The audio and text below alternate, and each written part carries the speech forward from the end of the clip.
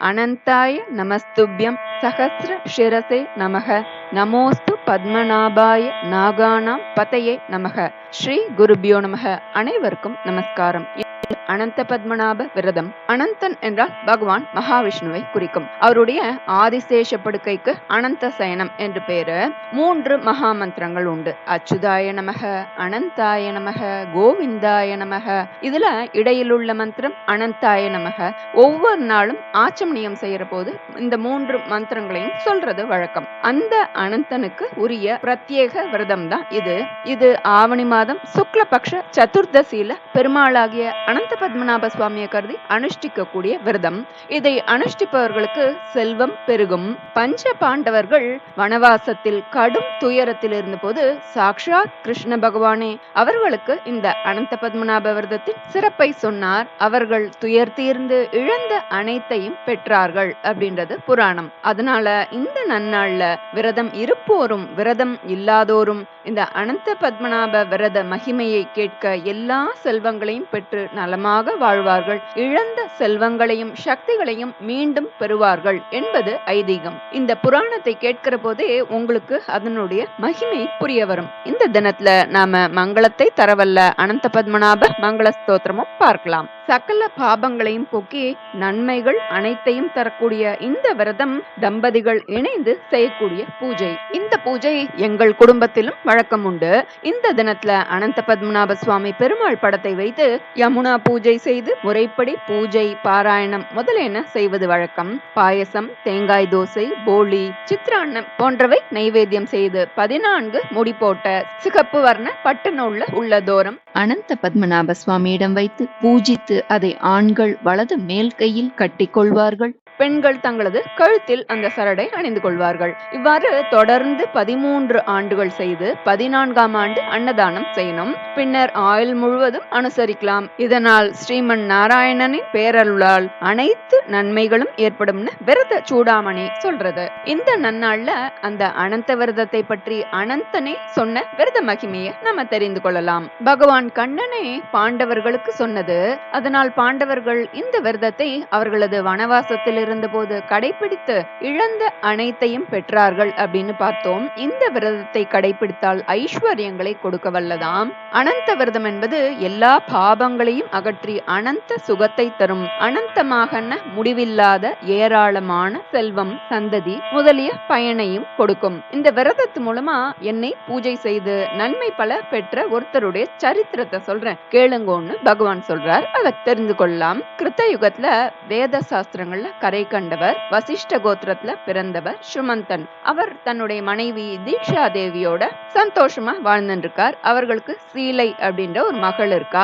அந்த சீலை பிறந்த கொஞ்ச நாள்லயே தீக்ஷா தேவி இறந்து போயிடுறா. மனைவி இல்லைன்னா நாம செய்யக்கூடிய தர்ம கர்ம அனுஷ்டானங்களுக்கு குறை வரும்ன்றதுனால சுமந்தன் கர்கசை அப்படின்றவளை மறுமணம் செய்து கொள்றார். கர்கசை கடினமான மடம் கொண்டவள். மூத்தாள் மகளான சீலையிடம் மறந்து போய் கூட அன்பு செலுத்தாதவள். ஆனால் சீலையோ பேருக்கு தகுந்த மாதிரி மிகுந்த சீலத்துடன் விளங்கினாள். சீலைக்கு திருமண பருவம் வந்தது. கவுண்டின்யர் என்பவருக்கு அவளை திருமணம் செய்து வைத்தார் அவருடைய தந்தை.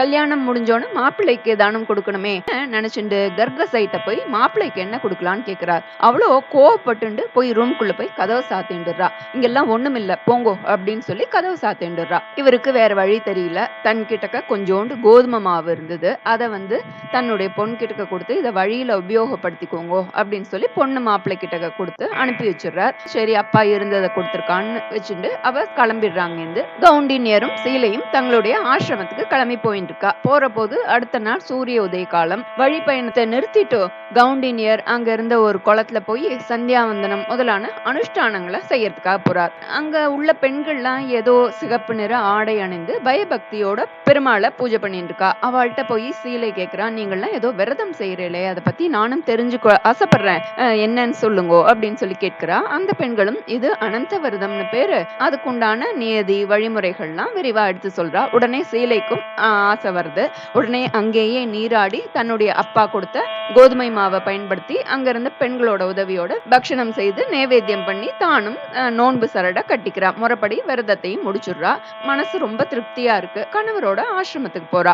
அந்த அனந்த விரதம் சீலைக்கு அளவற்ற ஐஸ்வர்யங்களை கொடுத்தது. கொடுத்தது. நவரத்னங்களும் தங்கமும் அவள்கிட்ட வந்து சேர்றது அவளோட உடலை அலங்கரித்தன. வருஷா வருஷம் தவறாம சீலை இந்த அனந்த விரதத்தை அனுஷ்டிக்கிறா. அனந்தமான பலன்களோட, ஐஸ்வர்யத்தோட, செல்வ செழிப்போட ஆனந்தமா வாழ்வை அனுபவிச்சுட்டு இருக்கா. இதுல இருந்தே நம்ம இந்த விரதத்தோட பலனை நம்ம தெரிந்துக்கலாம். அனந்த விரதம் இருந்தா செல்வ செழிப்பு உண்டாகும், பகவான் நமக்கு ஆனந்தமான வாழ்வை அளிப்பார்ன்றதை நம்ம இதுல இருந்து தெரிஞ்சுக்கலாம். கவுண்டின்யருக்கு இந்த செல்வம் வந்தோடனே கொஞ்சம் அவருடைய சிந்தனையும் மாறுறது. ஒரு நாள் சீலை வந்து இந்த விரதம் இருந்து கையில நோன்பு கயிறு கட்டின்னு இருக்கிறத பாக்குறார்.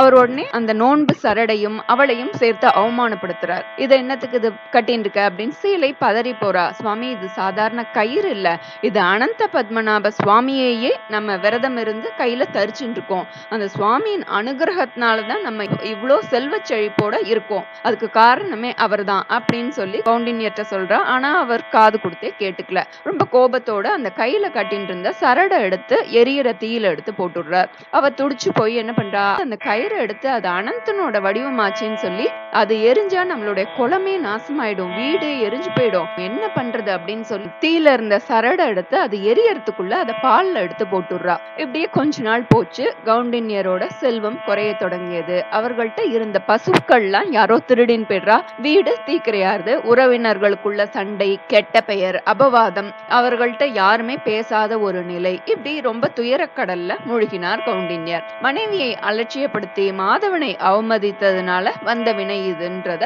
உணர்ந்தார். அனந்தா, அனந்தா, நீ எங்கப்பா போன, என்னை கைவிட்டுடாத அப்படின்னு சொல்லி உணர்ந்து அவர் கத்திண்டே காட்டுக்குள்ள போறார். கண்ணுல பார்த்தவாழ்கிட்டெல்லாம் அனந்தனை பார்த்தேளா நீங்க அப்படின்னு சொல்லி கேட்கிறார். அவர் போகிற வழியில பழங்கள் நிறைந்த ஒரு மாமரம் இருக்கு. மாமரமே, நீ அனந்தனை பார்த்தியா அப்படின்னு சொல்லி கேட்கிறா. இல்ல, நான் பார்க்கல அப்படின்னு பதில் வருது. கொஞ்ச தூரம் போனோன்னு ஒரு பசுமாடை பாக்குறார். ஏராளமா புல் இருக்கு அதை சுத்தி. ஆனா அது மேயவே இல்லை. அங்கேயும் இங்கேயும் அலைஞ்சுண்டு இருக்கு. அந்த புல்ல தொடல, அது மேயவே இல்லை அந்த பசு. அதுட்ட நீ அனந்தனை பார்த்தியா அப்படின்னு சொல்லி கவுண்டின்யர் கேட்கிறார். இல்லவே இல்லை அப்படின்னு பதில் சொல்லுது. அதே போல அடுத்தது ஒரு காளை மாடை பார்க்கிறார். அடுத்தது ஒரு யானையை பார்க்கிறார். இதே கேள்வியை கேட்கிறார். அதே பதில் வருது. கவுண்டின்யரோட மனம் சோர்வுற்றது, உடல் தளர்ந்தது, நாக்கு உலர்ந்தது. அனந்தா, அனந்தா, அனந்த பத்மநாபா அப்படின்னு சொல்லி கதர்றார். அப்போ அவர் முன்னால சாக்ஷாத் அனந்த பத்மநாப சுவாமி தரிசனம் தரார். பகவான்கிட்ட கதறி மன்னிப்பு கேட்கிறார். அவருக்கு ஐஸ்வர்யம், தர்ம புத்தி, வைகுண்ட பிராப்தி ஆகிய 3 வரங்களையும் தரார். சுவாமியை துதித்து வணங்கிய கவுண்டின்யர் தான் வழியில பார்த்த மாமரம், விலங்குகள் குறித்து கேட்கிறார்.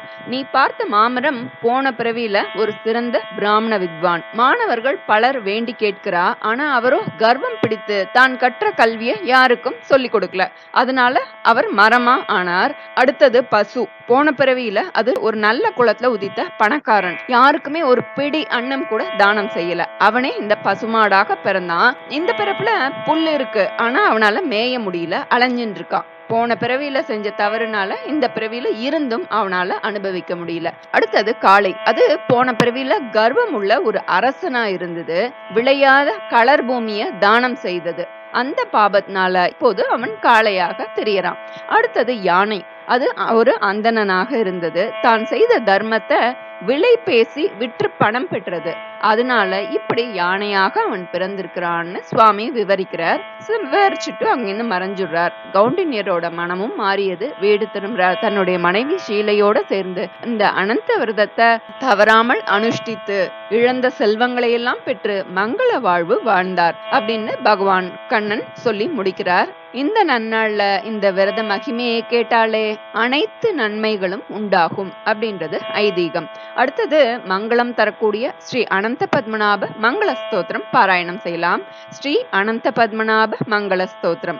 ஸ்ரீய காந்தாய கல்யாண நிதையே நிதையேர்த்தினாம் ஸ்ரீசேஷ சைனே அனந்த பத்மநாபாய மங்களம் ஸ்யானந்தூரபுரி பாக்ய பவ்ய ரூபாய விஷ்ணவே ஆனந்த சிந்தவே அனந்த பத்மநாபாய மங்களம் ஹேமகூட விமானாந்த பிராஜமானாய ஹாரினே ஹரிலக்ஷ்மி சமேதாய பத்மநாபாய மங்களம் ஸ்ரீவைகுண்ட விரக்தாய சங்கதீர்த்தாம்புதே தடே ரமயா ரமமானாய பத்மநாபாய மங்களம் अशेषचिदचिद्वस्तु शेषिने शेषशायिने अशेषदायिने अनन्तपद्मनाभाय मङ्गलम्।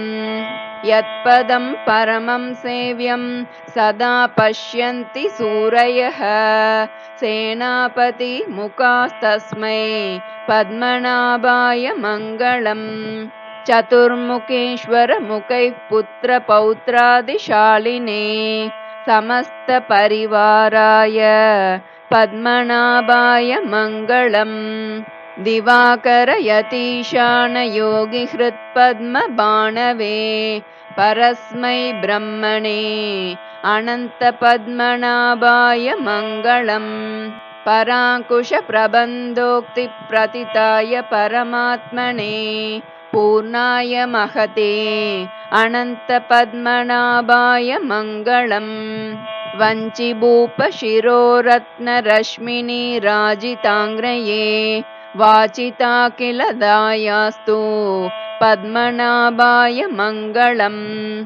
सर्वावयवसौन्दर्यसौवर्णसुषमाजुषे सदा सम्मोहनायास्तु पद्मनाभाय मङ्गलम्। योगेश्वराय कृष्णाय नरसिंहाय योगिने योगमुद्राभिरामाय पद्मनाभाय मङ्गलम्। अनन्तपुरनाथाय निरन्तरदयामुचे अनन्तपद्मनाभाय नित्यश्रीनित्यमङ्गलम्। इति श्री अनन्तपद्मनाभमङ्गलस्तोत्रं सम्पूर्णं। श्रीगुरुभ्यो नमः। हरिः ओम्।